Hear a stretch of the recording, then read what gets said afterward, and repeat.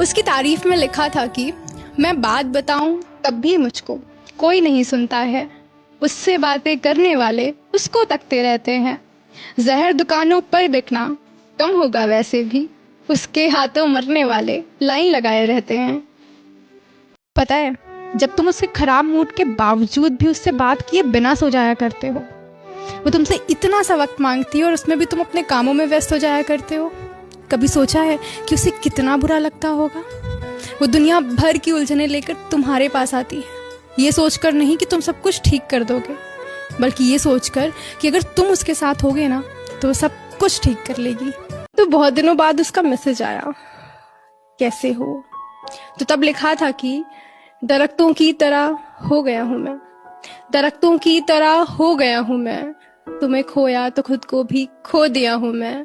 और आज जो तुमने पूछ लिया कि कैसे हो, तो सुनो, थोड़ा बहुत ठीक हो गया हूँ मैं। एक रोज हमको भी सितारे मिलेंगे, कभी हमको भी लोग हमारे मिलेंगे। एक दरिया के राही बने थे हम, क्या मालूम था कि दुख हमको सारे मिलेंगे। मेरे चेहरे की नजदीक से गुजरा है ऐसे, मेरे पास ही जैसे उसको ठिकाने मिलेंगे, और किसी और का हो रखा है वो, अब तड़पने के यार हमको बहाने मिलेंगे। आज ऑफिस से घर आते वक्त वापस दिखे थे तुम मुझे। आज भी जब तुम हंसते हो तो तुम्हारी आंखें छोटी हो जाती हैं। तुम्हारा वो फेवरेट परफ्यूम आज भी लगाकर घूमते हो ना। आज भी जब तुम्हें कहीं से निकलना होता है तो तुम्हारे माथे पर वो शिकन आ जाती है जो मुझे हमेशा बहुत प्यारी लगती थी। बस आज कुछ अलग था। तुम्हें पीले गुलाब हमेशा से पसंद थे ना, तो आज तुम्हारे हाथ में ये लाल गुलाब क्यों था? शायद उसके लिए होगा जिसके लिए तुमने लिया है, पर अब मैं क्या करती? तुम्हें देखकर मन बहुत था तुम्हारे पास जाने का, हजारों बातें करने का, तुम्हें बताने का कि मेरे साथ क्या क्या हुआ, पर अब हमारा कोई रिश्ता नहीं है। क्या बताऊं तुम्हें? बस यादों का एक पैगाम आया और बहुत सी यादें आंखों के सामने आ गईं, और बस ये समझ आया कि हमेशा से तुम्हें पीला गुलाब पसंद था और मुझे लाल। आज भी उस छोर खड़े हो तुम, किसी और के लिए उसकी पसंद का गुलाब लिए, और मैं अपने हाथ में एक सूखा गुलाब लिए, बस इस उम्मीद में कि तुम्हें तो तुम्हारा वो पीला गुलाब मिल गया, फिर शायद मुझे मेरा वो लाल गुलाब मिलेगा या नहीं। जब उसने पहली बार मेरा हाथ थामा तो मेरे लड़खड़ाते कदमों को एक समतल जमीन मिली। वो जब भी मुझे अपनी बाहों में भरता तो मेरे लिए उससे आलीशान कोई कमरा नहीं था। उसके साथ मुझे किसी भी चीज की कमी महसूस नहीं होती थी।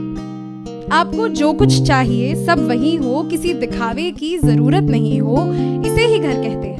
इन बारिशों से दोस्ती अच्छी नहीं फराज, इन बारिशों से दोस्ती अच्छी नहीं फराज, कच्चा तेरा मकान है कुछ तो ख्याल। एक वक्त होता जब आपका हारने को कुछ नहीं होता और जीतने को सारी दुनिया होती। जी जी। उस समय की वो कविता लिखी, कहा है कि मैं शून्य पे सवार हूँ, कि मैं शून्य पे सवार हूँ, बेदब सा मैं खुमार हूँ, अब मुश्किलों से क्या डरूं, मैं खुद कहर हजार हूँ, मैं शून्य पे सवार हूँ। कि ऊंच नीच से परे मजालो आंख में भरे, कि ऊंच नीच से परे मजालो आंख में भरे, मैं लड़ पड़ा हूँ रात से मशाल हाथ में लिए, न सूर्य मेरे साथ है तो क्या नहीं ये बात है, वो शाम को था ढल गया, वो रात से था डर गया, मैं जुगनुओं का यार हूँ, मैं शून्य पे सवार हूँ।